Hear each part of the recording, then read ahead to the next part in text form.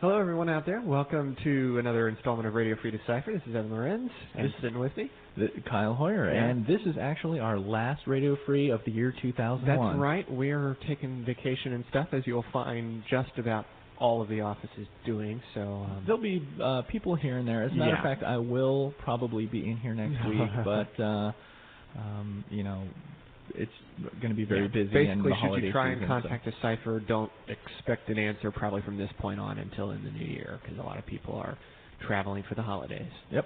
And so RFD will see you in 2002.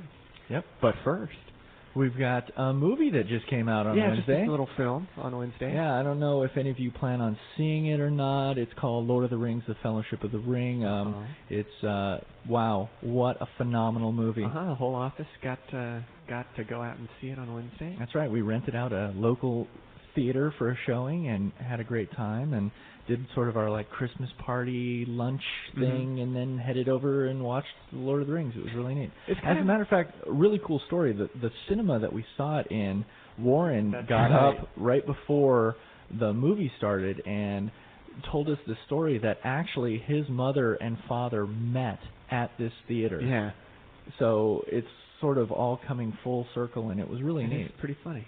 Yep. It's just strange, small world type of thing. Yes, it is. It was interesting because, odd though it may seem, not everybody who works at Decipher works on the card games, and this was really a whole office thing. This was people in our warehouse. This was people in our accounting department, in all sorts of departments working on all kinds of products.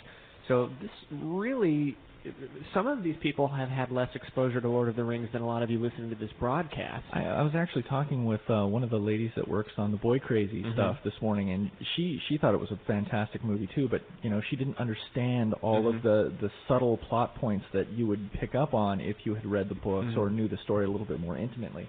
And so we were explaining things to her, and she was like, "Wow, you know, it was really kind of neat." It was just a diverse, fun audience to see it with. Yes, it was. Yes, it was.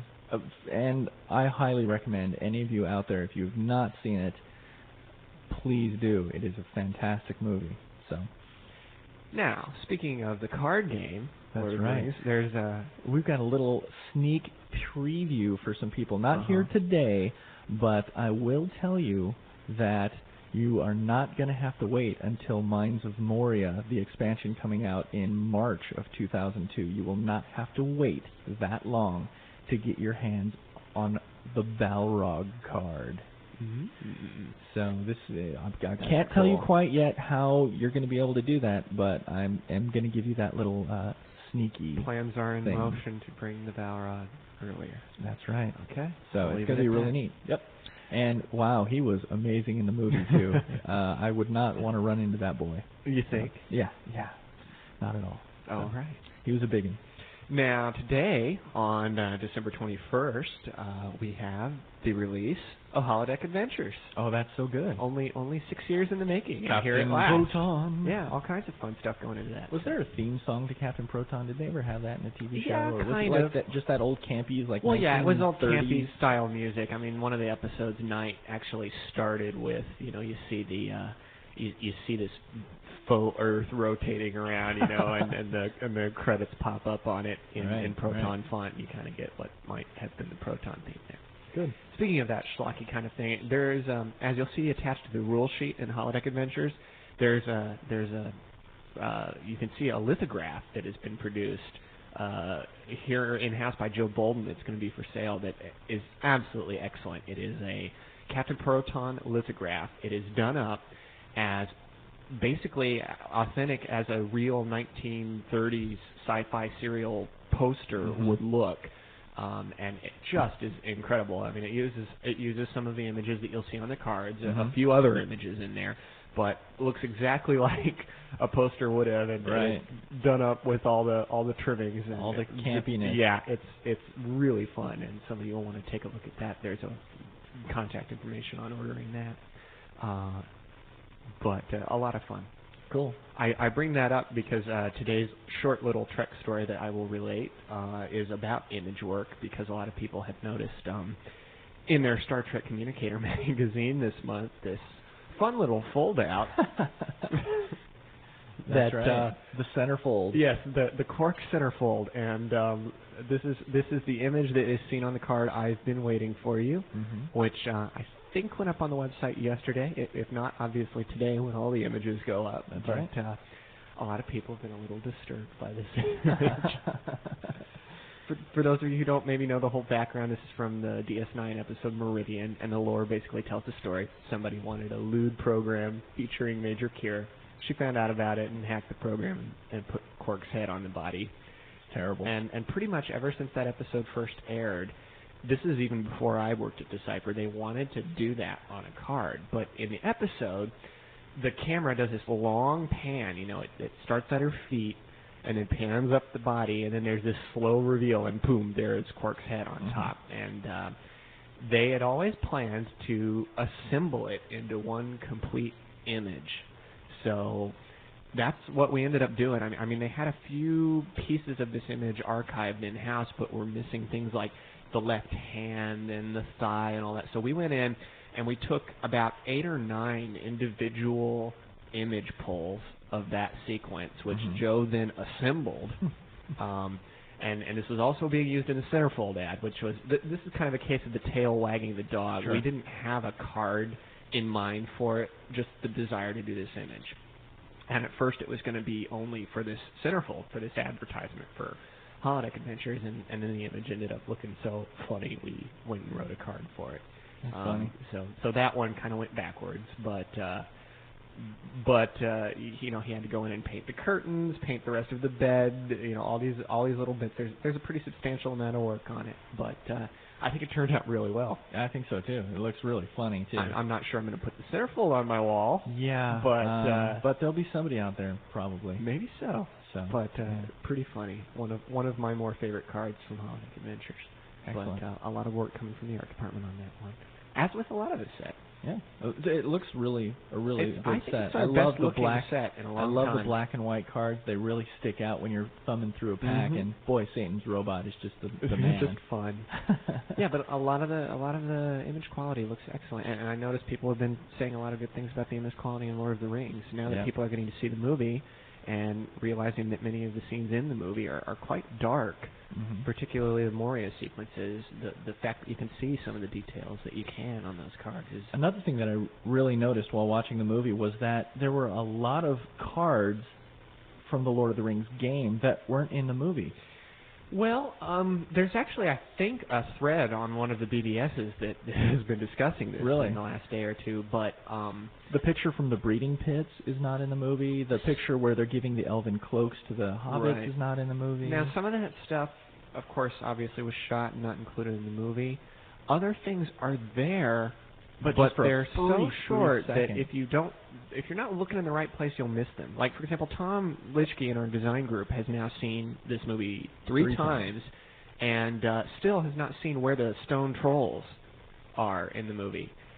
It's Arwen first meets up with Aragorn and the hobbits on the road after Frodo has been wounded in the Trollshaw Forest. And there they are in the background, and they're not referenced in dialogue in any way. No attention is called to them, but they're there in the background, and you see them, and that's where the image comes from on the card. But even knowing that that's generally where it's going to be, Tom can't take his eyes off the action. Off Arwen. We'll give him the benefit of the doubt and say he's drawn into the story. But anyway, the trolls are there, and so a lot of the images are like that, little split-second things that you don't recognize. And then other images, like, say, the Moria Scout, when you see it, you'll know. So his eyes are much more yellow on the card than they are in the movie. I wonder if that was a lot of post-production work, because I know that when we pulled our original frame images for the cards, we did it before all the post-production was done. Yes, a lot of things were taken straight from the editing bay, even before the film had been assembled, obviously, and taken straight for our work. So sometimes they have to make a few guesses about what things are going to look like in the end, and little things like that. Sometimes things change a little bit as they cut it around, but yeah, we sharpen things up to sometimes present a better image on the card. Yep. Well, good. So there you go. Your artistic education for the day. Something like that. So last question for you, Evan. Here. when are we going to get you or see you on an episode of Beat the Geeks as the Star Trek geek? I don't know how many of you actually know what Kyle's referring to, but there's this new game show on Comedy Central. I'm not sure how we got on this subject, but basically there are people who are supposed to be geeks and know a lot about specific things. And they had a Star Trek geek and they on had there, a Star but Trek he geek didn't seem in as the first smart as you. Well, we don't know because nobody challenged him.